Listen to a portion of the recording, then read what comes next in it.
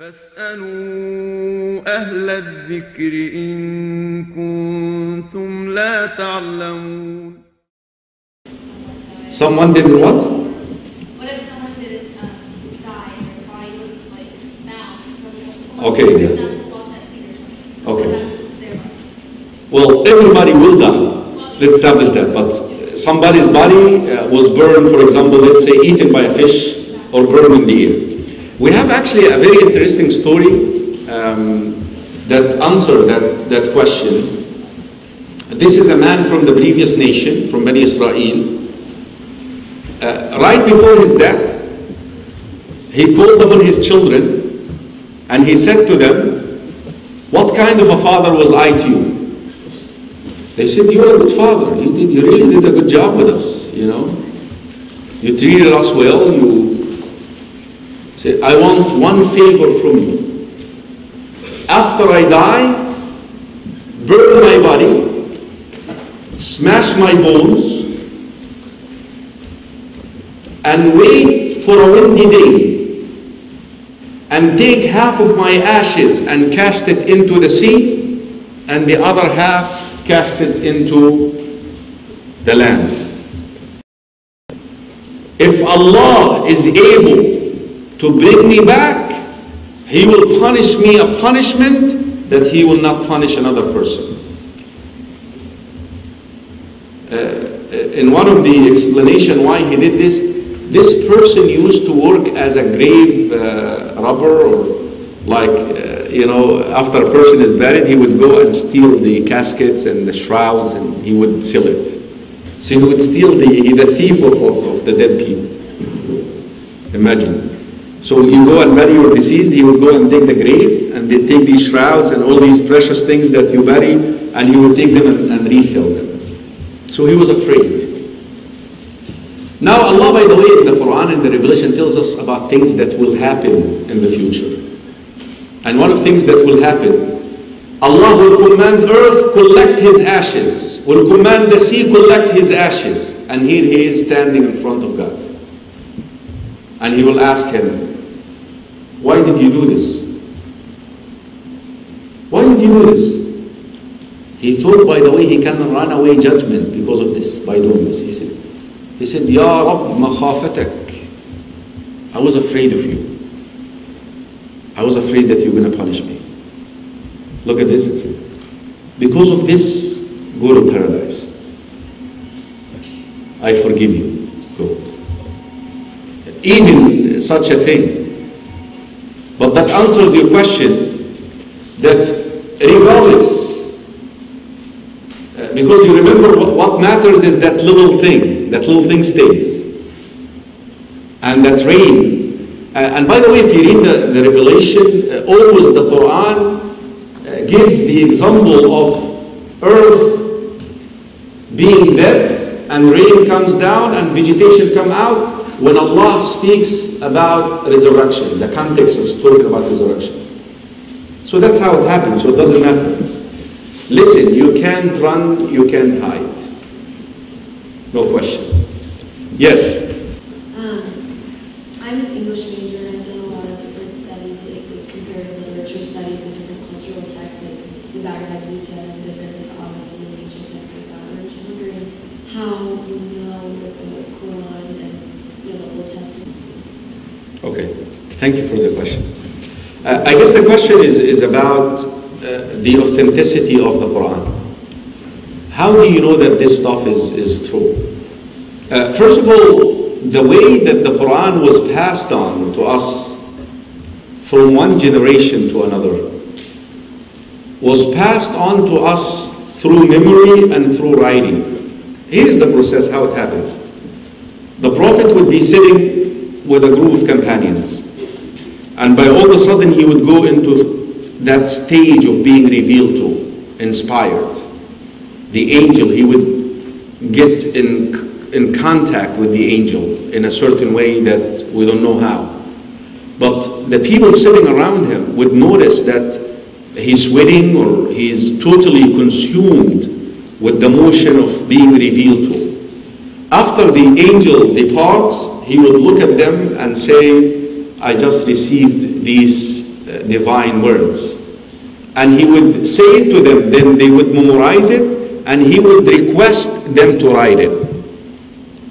So he ended up with writing and memorization. So during the time of the Prophet, this is how the Quran was preserved, in writing, and also the people memorized it. Now after his death, the same exact thing was passed on from generation to another until this very day. I want to give you some numbers. At this time, as we speak, we have 35, this is an estimate, 35 million Muslims who memorize the revelation word by word, letter by letter. I happen to be one of them. I challenge you right now, open the Quran, open any page, ask me to read, I will read to you from memory. This is how it was passed on.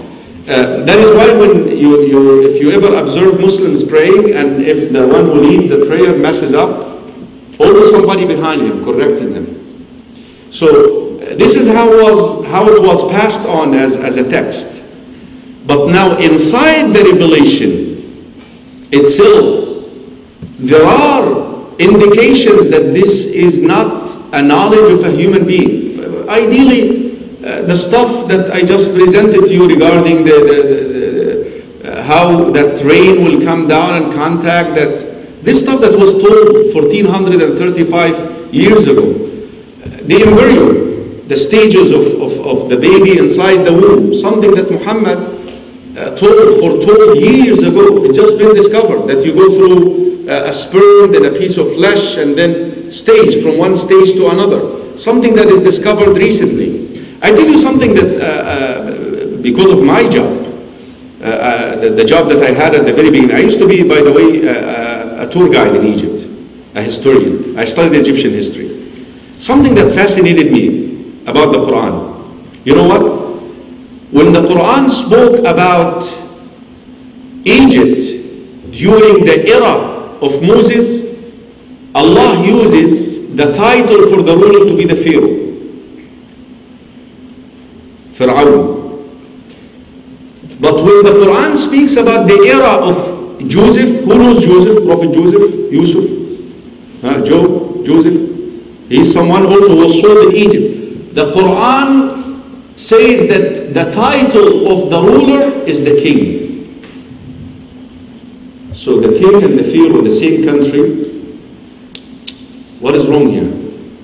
Something wrong. A historian would appreciate stuff like that, by the way. Muhammad said this, sallallahu alaihi wasallam, said this 1435 years ago. Now, look at this now. When Napoleon, the revolutionist, the French revolutionist, came to Egypt, invading Egypt 100 years ago, he brought a bunch of scientists with him to Egypt, and they made that big discovery. It's called the Rosetta Stone. You know the Rosetta Stone? The language? You know where the Rosetta Stone originates?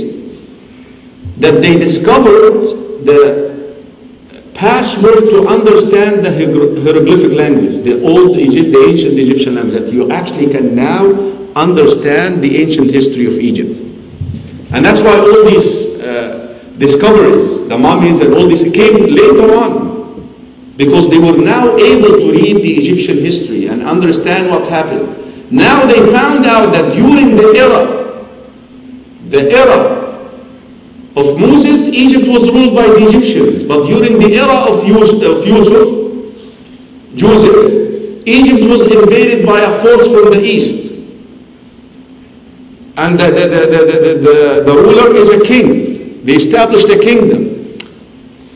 How did Muhammad get to know all of this? You know something fascinating when they discovered these mummies? They found one interesting mummy that has a substance from a salty sea, the Red Sea. The only mummy that has a salt substance or substance from a salty sea. Why? So they inspected. You know the Quran, when the Quran spoke about the drowning of the Pharaoh, Allah says, فَالْيَوْمَ نُنَجِّيكَ بِبَدَنِكَ لِتَكُونَ لِمَنْ خَلْفَكَ آيَةً. We shall save and spare your body.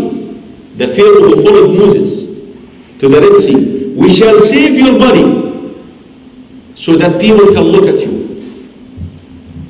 So they discovered that Pharaoh, that mummy belongs to the Pharaoh who actually, Ramesses II, who actually followed Moses to the Red Sea. And his body was saved, like Allah said in the Quran, and he is right now at the Egyptian Museum, where people go and take pictures next to him.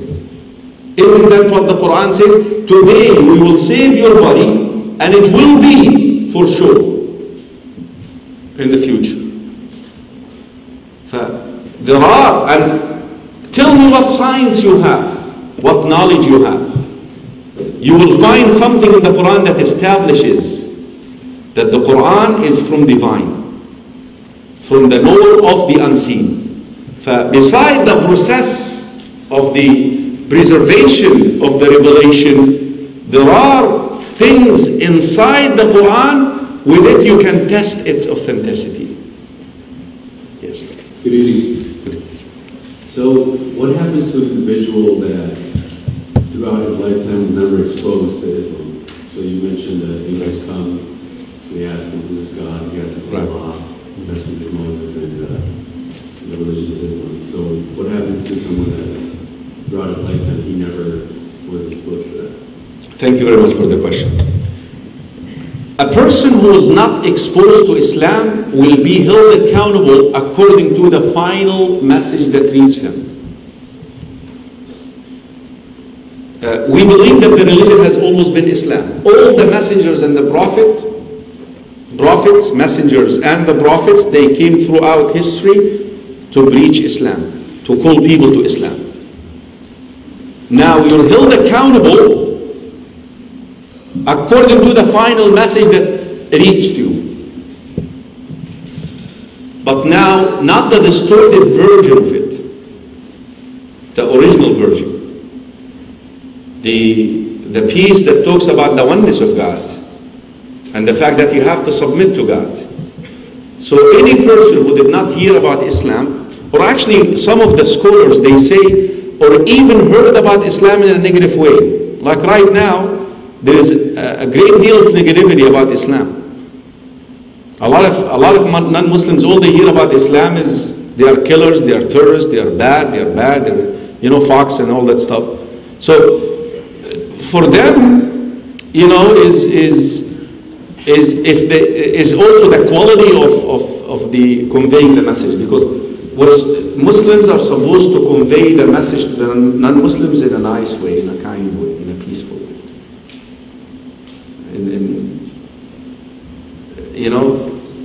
You must preach with kindness. So, at the end of the day, we believe that Allah is just and fair.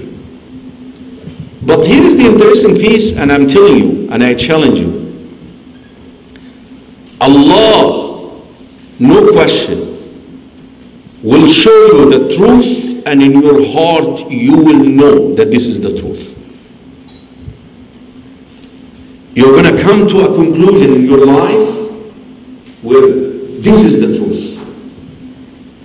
But now, whether you're going to stick to it, follow it or not, it's all beside the point. But every person will be exposed to the truth. That's why you came into this world. One way or another, whether in a personal level, I tell this, I was sitting the other day with this person, and he started telling me about, he came to America, and he married this lady from Kansas City, and he was telling me his story. And the family of this woman happened to be the leaders of the, the Mormon, but not the Salt Lake ones, the later day saints, something like that. So they kept Later Day Saints, yes. Not, they are Mormons still, but a version of Mormonism.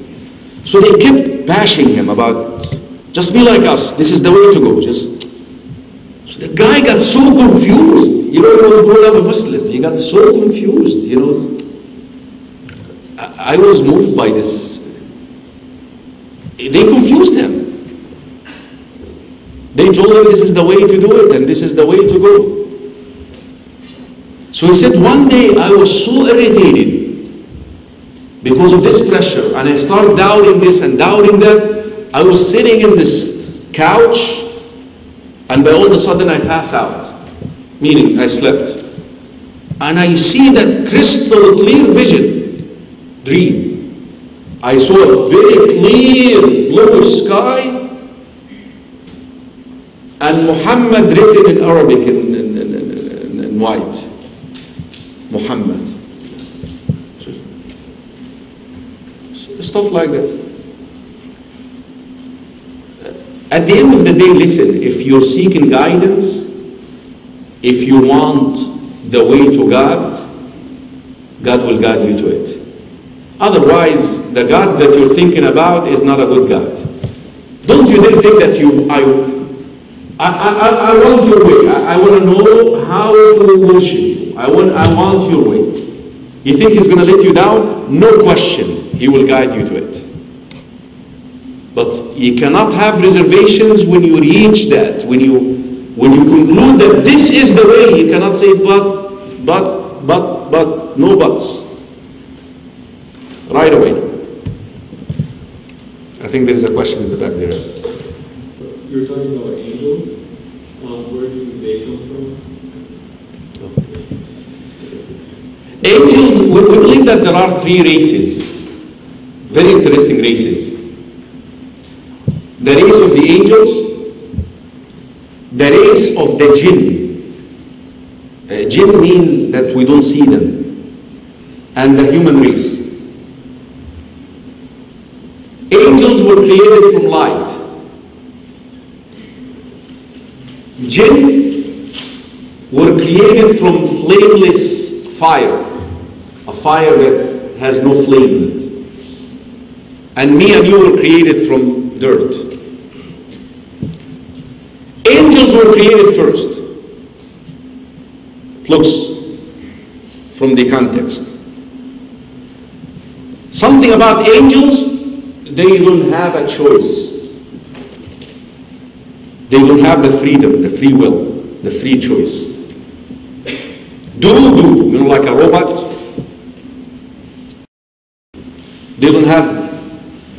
They don't think. Our race and the race of the jinn are the ones which do have a choice. We could choose to worship or not. Jinn, by the way, were created before us. Ibn Umar mentioned 2,000 years. And they lived in earth before us. And Satan is from that race. A lot of the literature in the Bible says Satan is a fallen angel. No, Satan never been an angel. Satan is a jinni. وَإِذْ قُلْنَا لِلْمَلَائِكَةِ اسْجُدُوا لِآدَمَ فَسَجَدُوا إِلَّا إِبْلِيسَ كَانَ مِنَ الْجِنِّ. He's a jinn. But how did Satan go into the company of the angels? He was so righteous and pious. He was the best of his race. Satan was a good guy at the very beginning. And that is why Allah elevated him. Allah said, because of your righteousness and piety, I'm going to bring you up and have you sit with the angels. But now be careful, because sometimes piety and righteousness can give you a big head. And that's what happened with Satan. He started developing, oh, I'm special. I'm a good guy. Started having this. And when Adam was created, he was tested then. And he refused to obey God in prostrating to Adam. So, angels do have certain tasks. Some of them, like the Archangel Gabriel, whom the Christians refer to by the Holy Ghost.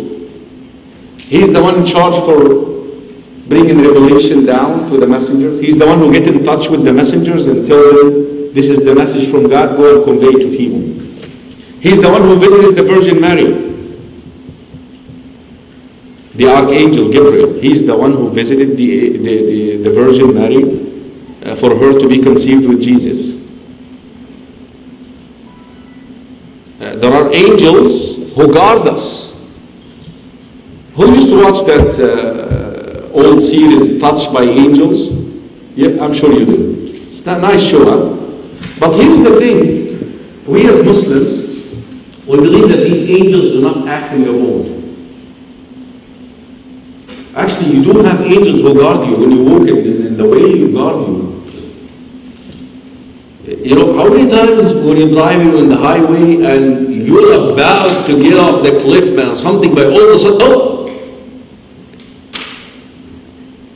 Because it's not your time yet. These angels are guarding.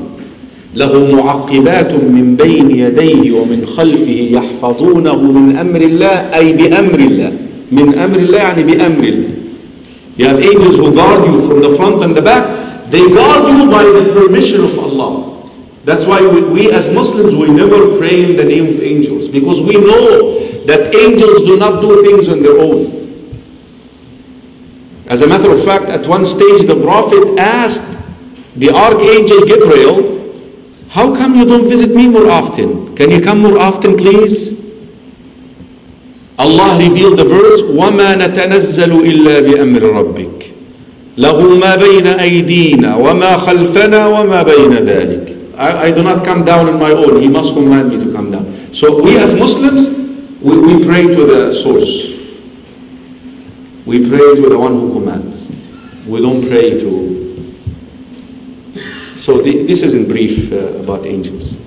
We believe that there is an angel of death, like I told. Assistants to the angel of death, those groups who descend before death. We believe that there is an angel right now, as we speak, who's holding something called the trumpet, the horn in his mouth.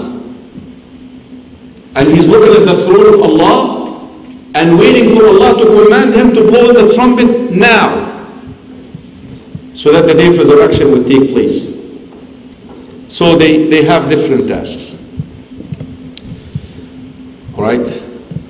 Other questions? Hello. I want to know why there are 7 heavens. Why is it divided into 7 levels? My bad. Yeah. There are 7 earths too, by the way. Yeah. الله الذي خلق, here is the text, الله الذي خلق 7 سماوات ومن الأرض مثلهن. This is actually in the Quran. Allah is the one who created 7 layers of heavens, of skies, and earth likewise. Why they are 7? I really don't know. But they are 7. The number 7, is that your question? Why the number 7? Why is it 7? Is it like a higher level for people who are more good? Just to, I think, no, when we say heavens, by the way, in Islam, we're not talking about paradise. I think the confusion is right here, that the usage of the word heaven in Christianity refers to paradise. No, when we say heaven in English, we mean that sky. There is a sky above it. In our world, and there is a sky above it. There are 7 of them. And God has His throne on the top of this. Just to show you the greatness of the creation of Allah. Even so in Christianity, they say He created the heavens and the earth in how many days? 6 days. Meanwhile, He could have done it in a second. But to show you the amount of the creation there. But in Islam, by the way, we actually believe that there are 100 levels of heavens, of paradise, not 7. In Islam, actually, we believe that there are 7 levels of the paradise. 1, 2, 3 until 100. The best of them is the 100 up there. I hope you still confused, or okay, a little bit. How much? Okay, so there are 7 layers of skies. We clear that in this world. That is what is meant by heavens. When we use the word heavens in Islam, we mean skies.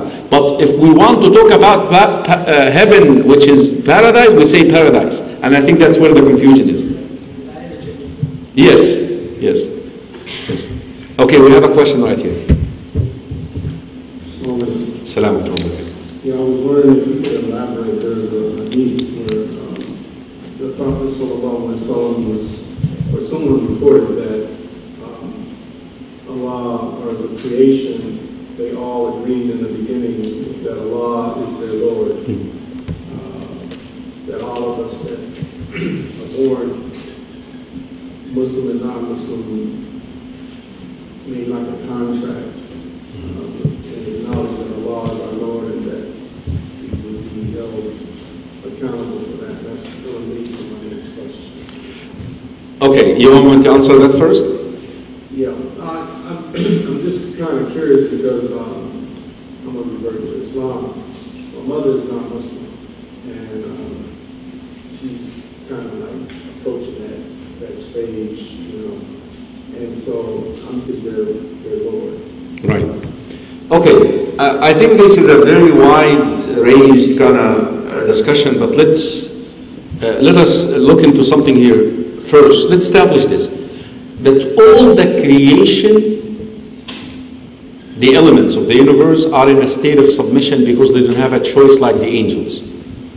The earth, the skies, they are in a state of submission. They don't have a choice. The only two elements of creation is the human race and the race of Satan. But now we believe that every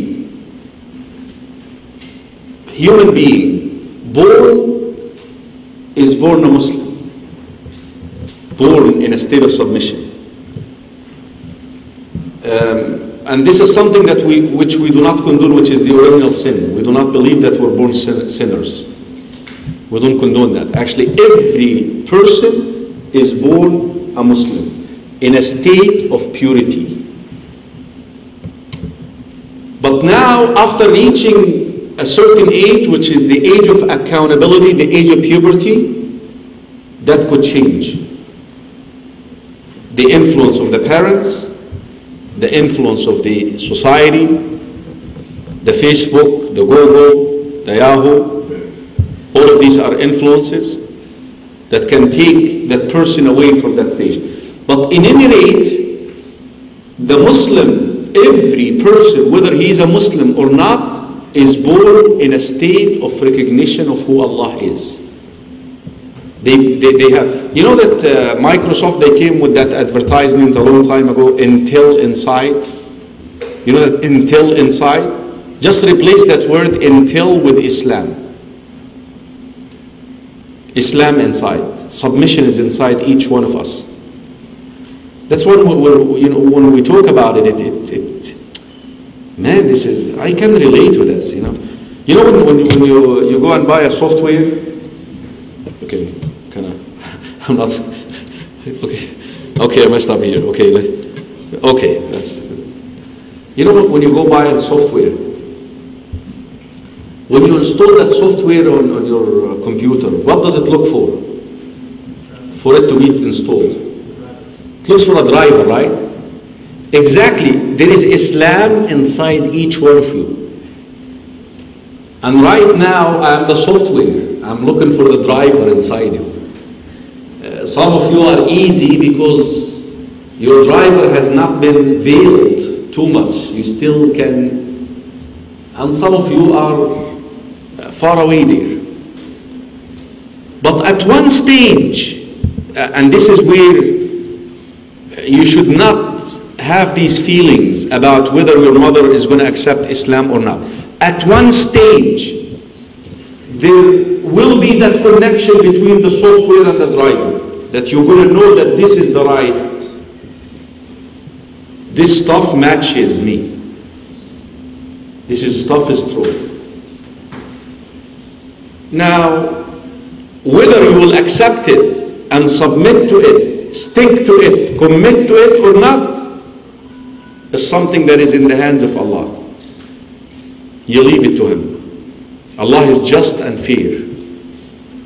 If Allah wills, you see, it's a big mistake to think that you can guide people. You don't guide people. I don't guide you. I can only show you the way. But really the one who guides you is your Creator, not me. I'm here just to show the way. That's the way. Please, it's up to you. Go. I've done my job. Salam, peace, please. Now it's between you and God. Between you and God. If God knows what you're about, your caliber, whether you deserve guidance or not. Look at the context of this verse, and that verse was revealed regarding the Prophet, peace be upon him, sorrow and grief over the death of his uncle, his beloved uncle. He loved his uncle dearly, yet he could not guide him. He could not get him to accept Islam.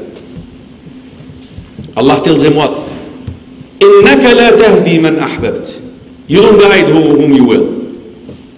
وَلَكِنَّ اللَّهَ يَهْدِي مَنْ يَشَاءُ. But Allah guides whom He wills. But look at the tail of the verse. A lot of us do not pay attention to the end of the verse. وَهُوَ أَعْلَمُ بِالْمُهْتَدِينَ. And He knows best who deserves to be guided.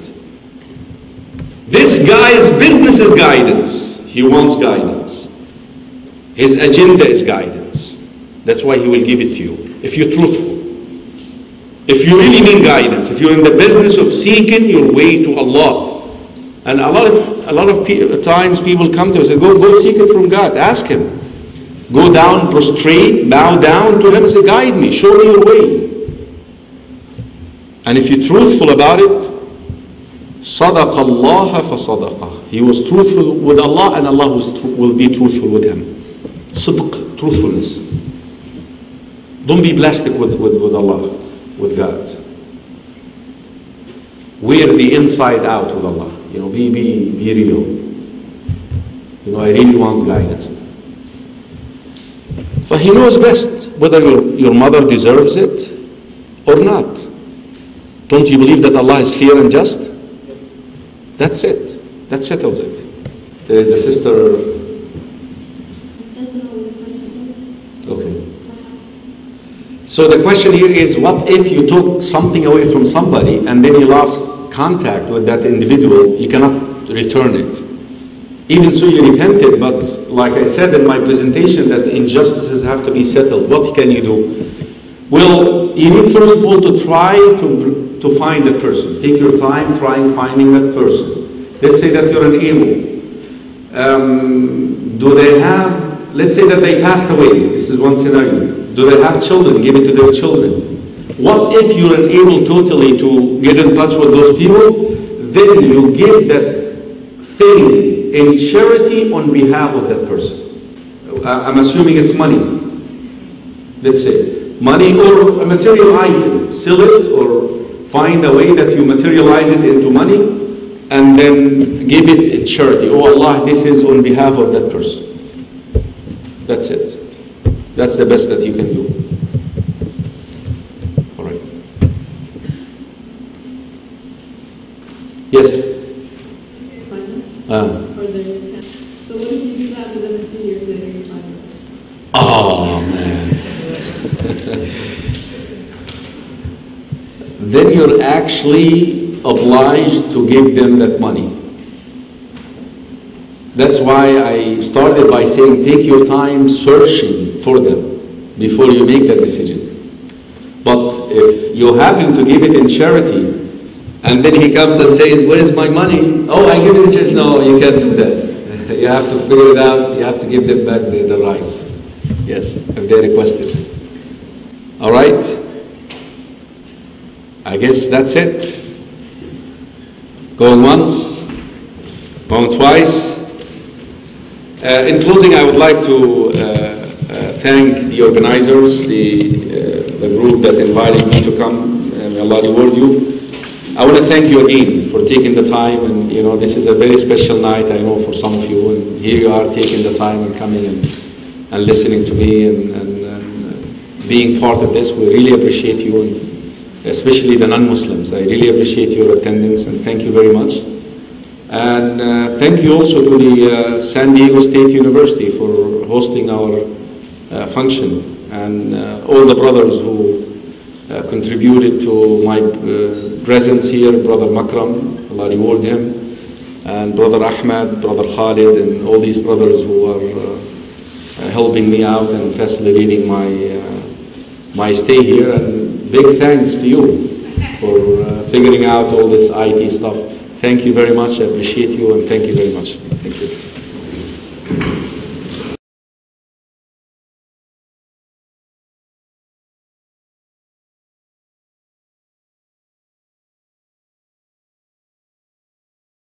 فاسألوا أهل الذكر إن كنتم لا تعلمون